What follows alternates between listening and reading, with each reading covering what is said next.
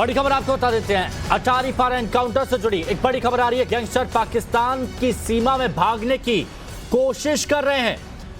पाकिस्तान सीमा की ओर जाने वाले रास्ते सील कर दिए गए हैं और ये एक तस्वीर आपको दिखा रही है। देखिए, गोली लगी है पैर में।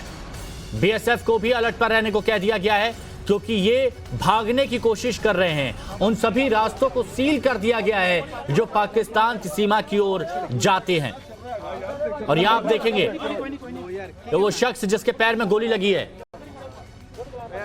और ये एक स्थानीय पत्रकार है जिसके पैर में गोली लगी है।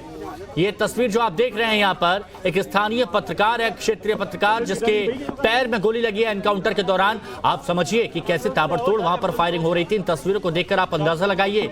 जब ये खबर आपको बताई गई थी कि पुलिस पर चारों तरफ से फायरिंग की जा रही है, हर दिशा से फायरिंग हो रही है, तो ऐसे में कैसे ताबड़तोड़ फायरिंग की जा रही थी गैंगस्टर्स की तरफ से, कैसे हथियार थे उनके पास, इस तस्वीर को देखकर आप अंदाजा लगा सकते हैं। ऑटोमेटिक हथियार का इस्तेमाल किया जा रहा था और यहां पर एक स्थानीय पत्रकार के पैर में गोली लगी है।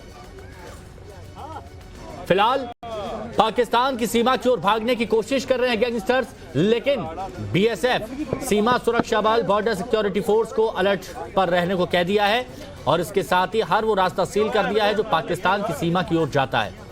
ये पंजाब के अटारी से वो तस्वीर हम आपको दिखा रहे हैं।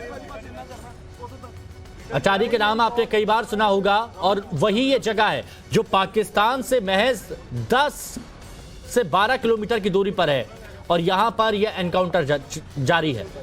और जैसा कि अभी कुछ देर पहले आपको बताया गया था कि फिलहाल फायरिंग रोक दी गई है, अभी फायरिंग थम गई है दोनों तरफ से, और उसकी वजह यही है, इस शख्स के पैर में गोली लगी थी, बचाने के लिए फायरिंग को रोका गया और अब इस शख्स को अस्पताल पहुंचाया गया है। एम्बुलेंस के बारे में भी बताया गया था। हमारे सहयोगी जो इस वक्त ग्राउंड जीरो पर मौजूद हैं, उन्होंने बताया था कि एम्बुलेंस को आगे बढ़ाया गया है, फायरिंग रोकी गई है और यहां पर ये जो स्थानीय पत्रकार है उसको बचाने के लिए यह एम्बुलेंस आगे गई थी। मनोज फोन लाइन पर हमारे सहयोगी इस वक्त जुड़े हुए हैं। मनोज, क्या खबर है, अभी अपडेट क्या है? देखिए, फिलहाल ये जानकारी आ रही है कि एक शख्स को गोली लगी है, पैर में गोली लगी बताया जा रहा है। और जो ये शख्स है ये पत्रकार है, स्थानीय पत्रकार है जिस गोली लगी है और इसके लिए बाकायदा एम्बुलेंस मंगवाई गई थी। वो तस्वीरें भी हमारे पास आ गई हैं जिसमें वो गोली लगने के बाद उस शख्स को बाहर लाया जा रहा है और उसे प्राथमिक इलाज के लिए फिलहाल एम्बुलेंस में ले जाया जा रहा है हॉस्पिटल के लिए।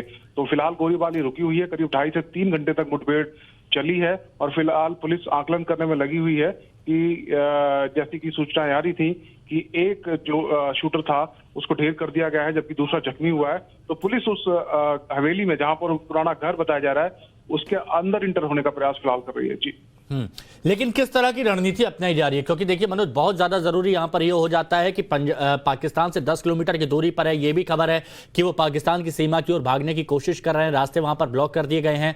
तो ऐसे में अब आगे की रणनीति यहां पर क्या बनाई जा रही है? देखिए, पंजाब पुलिस की जो एंटी गैंगस्टर टास्क फोर्स है वो पूरी रणनीति के साथ, पूरी प्लानिंग के साथ यहाँ पर पहुंचे थे क्योंकि उनको पता है ये शूटर हैं, इनके पास तमाम आधुनिक हथियार हैं। तो जहां पर ये गांव है ये बहुत नजदीक है अंतर्राष्ट्रीय सीमा से और इसीलिए बताया जा रहा है कि करीब 2 किलोमीटर का जो एरिया है, उस 2 किलोमीटर का जो रेडियस है वहां पर पुलिस ने घेराबंदी की हुई है। 3 से 4 जिलों की पुलिस वहां पर लगी हुई है और anti gangster task force Punjab की जो है, इसके साथ क्राइम कंट्रोल जो यूनिट है पंजाब पुलिस की वो यहाँ पर है। स्पेशल सेल के जो अधिकारी हैं वो बुलाए गए हैं। तो पूरे इलाके को घेरा गया है और जो घर है, एक पुरानी हवेली है, पुराना घर है गाँव में अंतर्राष्ट्रीय सीमा के पास ही, उसके अंदर से फायरिंग हो रही है। और पहले पुलिस को ये जानकारी थी कि ये जगरूप रूपा और मन्नू कुस्सा है, लेकिन जिस तरीके से फायरिंग हुई है उसे 3 से 4 जो ये लोग हैं गैंगस्टर या शूटर इनके साथ हो सकते हैं। तो फिलहाल रोका गया है। अच्छा मनोज, ये बताइए कि ये जहां तक तस्वीरों में दिख रहा है कि बहुत खुला एरिया है और आपने बताया कि एक पुरानी हवेली है जहां से ये फायरिंग की जा रही है, तो आखिर क्यों इतनी दिक्कत आ रही है इस ऑपरेशन को आगे बढ़ाने में? क्यों आखिर इतना वक्त लग रहा है? देखिए, क्योंकि वक्त इसलिए लग रहा है कि जो शूटर हैं ये कोई साधारण अपराधी नहीं है, ये बहुत मजे हुए शूटर हैं, गैंगस्टर हैं। कई मामले इन दोनों के खिलाफ दर्ज है, न केवल पंजाब में बल्कि कई राज्यों में कई हत्या और अपहरण की वारदातों में ये दोनों शूटर शामिल रहे हैं। तो इनको अच्छी तरीके से आता है हथियार चलाना भी, इनको पता है कैसे मुठभेड़ की जाती है, वार कैसे करते हैं। खाली किया जाए ताकि किसी का भी कोई जानी नुकसान जो है वो ना हो, क्योंकि पुलिस की एक ड्यूटी है। तो एक बख्तरबंद गड्डी जी फिर तुहानू दिखा रहे जिस तरह एक गड्डी पहला तो मौजूद सी और दूसरी जी गड्डी है वो उस घर वाले पासे नू ले जाई जा रही है। यानी कि जिस तरह मैं लगातार दीनानगर दे ऑपरेशन का इसलिए जिक्र कर रहा क्योंकि इसे तरीके दे नाल जदों उस ऑपरेशन नू जिहड़ा असीं कह सकते कि फाइनल ਜਦੋਂ ਟੱਚ ਦਿੱਤਾ ਗਿਆ ਜਾਂ ਮੁਕੰਮਲ ਕੀਤਾ ਗਿਆ ਸੀ ਤਾਂ ਉਸ ਵੇਲੇ ਇਹਨਾਂ ਗੱਡੀਆਂ ਦੇ ਵਿੱਚ ਹੀ ਜੋ ਸਵੈਟ ਟੀਮਾਂ ਨੇ, ਪੰਜਾਬ ਪੁਲਿਸ ਦੇ ਜਿਹੜੇ ਕਮਾਂਡੋ ਨੇ, ਤਾਂ ਉਹਨਾਂ ਨੂੰ ਜੋ ਹੈ ਉਹ ਅੰਦਰ ਭੇਜਿਆ ਗਿਆ ਸੀ। ਤਾਂ ਘਰ ਦੀਆਂ ਆਸ-ਪਾਸ ਦੀਆਂ ਜਿਹੜੀਆਂ ਛੱਤਾਂ ਨੇ ਉੱਥੋਂ ਵੀ ਪੁਲਿਸ ਦੇ ਜਿਹੜੇ ਜਵਾਨ ਨੇ ਉਹ ਫਾਇਰਿੰਗ ਕਰਦੇ ਹੋਏ ਨਜ਼ਰ ਆ ਰਹੇ ਨੇ। ਤਾਂ ਇੱਕ ਵਾਰ ਫਿਰ ਤੁਸੀਂ ਆਵਾਜ਼ ਸੁਣ ਪਾ ਰਹੇ ਹੋਗੇ ਕਿ ਲਗਾਤਾਰ ਫਾਇਰਿੰਗ ਜਿਹੜੀ ਆ ਉਹ ਫਿਰ ਇੱਕ ਵਾਰ ਹੋ ਰਹੀ ਹੈ। ਤਾਂ ਇਹ ਇੱਕ ਆਪਣੇ ਆਪ ਦੇ ਵਿੱਚ ਵੱਡੀ ਗੱਲ ਜ਼ਰੂਰ ਹੈ ਕਿ ਜਿਹੜੇ ਗੈਂਗਸਟਰ ਨੇ ਉਹ ਵੀ ਹੁਣ ਜੋ ਟੈਰਰਿਸਟ ਨੇ ਜਾਂ ਜਿਹੜੇ ਅੱਤਵਾਦੀ ਨੇ ਉਹਨਾਂ ਦੇ ਵਾਂਗ ਹੀ ਪੂਰੀ ਤਿਆਰੀ ਦੇ ਵਿੱਚ ਯਾਨੀ ਕਿ ਰਹਿੰਦੇ ਨੇ ਕਿ ਜੇਕਰ ਇਸ ਤਰੀਕੇ ਦਾ ਐਨਕਾਊਂਟਰ ਪੁਲਿਸ ਵੱਲੋਂ ਕਰਨ ਦੀ ਕੋਸ਼ਿਸ਼ ਕੀਤੀ ਜਾਂਦੀ, ਕਿਉਂਕਿ ਕਈ ਘੰਟਿਆਂ ਤੋਂ ਜੋ ਹੈ ਇਹਨਾਂ ਗੈਂਗਸਟਰਾਂ ਵੱਲੋਂ ਪੁਲਿਸ ਦਾ ਮੁਕਾਬਲਾ ਕੀਤਾ ਜਾ ਰਿਹਾ। ਤਾਂ ਇਹ ਇੱਕ ਅਸੀਂ ਕਹਿ ਸਕਦੇ ਛੋਟੀ ਗੱਲ ਨਹੀਂ, ਇੱਕ ਬਹੁਤ ਵੱਡੀ ਗੱਲ ਹੈ।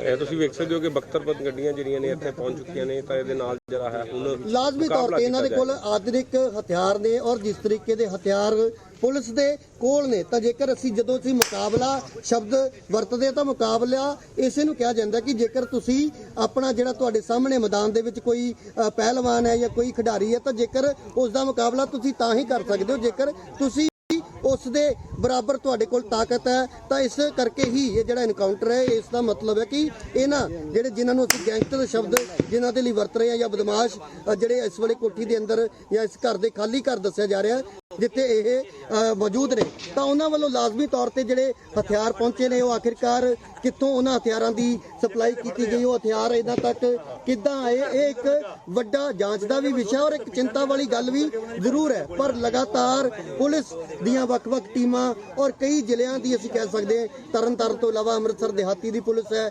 ਅੰਮ੍ਰਿਤਸਰ ਜਿਹੜੀ ਸਿਟੀ ਦੀ ਪੁਲਿਸ ਹੈ, ਉਸ ਤੋਂ ਇਲਾਵਾ ਜਿਹੜੀ ਜਿਸ ਦਾ ਜ਼ਿਕਰ ਪੰਜਾਬ ਦੇ DGP ਵੱਲੋਂ ਕੀਤਾ ਗਿਆ STF, ਤਾਂ ਕਈ ਐਸੀਆਂ ਪੁਲਿਸ ਦੀਆਂ ਟੀਮਾਂ ਨੇ ਜਿਹੜੀਆਂ ਇਸ ਐਨਕਾਊਂਟਰ ਦੇ ਵਿੱਚ ਡਟੀਆਂ ਹੋਈਆਂ ਨੇ। ਪਰ ਹਾਲੇ ਤੱਕ ਕਾਮਯਾਬ ਇਸ ਦੇ ਵਿੱਚ ਪੁਲਿਸ ਨਹੀਂ ਹੋਈ ਕਿਉਂਕਿ ਕਿਸੇ ਤਰ੍ਹਾਂ ਦਾ ਕੋਈ ਮੌਕਾ ਜਿਹੜਾ ਉਹਨਾਂ ਨੂੰ ਪੁਲਿਸ ਨਹੀਂ ਦੇਣਾ ਚਾਹੁੰਦੀ ਜਿਸ ਦੇ ਨਾਲ ਉਹ ਪੁਲਿਸ ਮੁਲਾਜ਼ਮਾਂ ਦਾ ਕਿਸੇ ਤਰ੍ਹਾਂ ਦਾ ਕੋਈ ਨੁਕਸਾਨ ਕਰ ਸਕਣ ਜਾਂ ਕੋਈ ਆਸ-ਪਾਸ ਦੇ ਜਿਹੜੇ ਲੋਕ ਨੇ ਰਹਿਣ ਵਾਲੇ ਉਹਨਾਂ ਨੂੰ ਕਿਸੇ ਤਰ੍ਹਾਂ ਦਾ ਕੋਈ ਨੁਕਸਾਨ ਹੋਵੇ। ਇਸ ਕਰਕੇ ਘਰ ਦੀ ਘੇਰਾਬੰਦੀ ਇਹ ਤਾਂ ਲਾਜ਼ਮੀ ਹੈ। ਇਹ ਸਪਸ਼ਟ ਹੈ ਕਿ ਉਹ ਇਸ ਘਰ ਤੋਂ ਬਾਹਰ ਨਿਕਲ ਕੇ ਕਿਤੇ ਨਹੀਂ ਜਾ ਸਕਦੇ।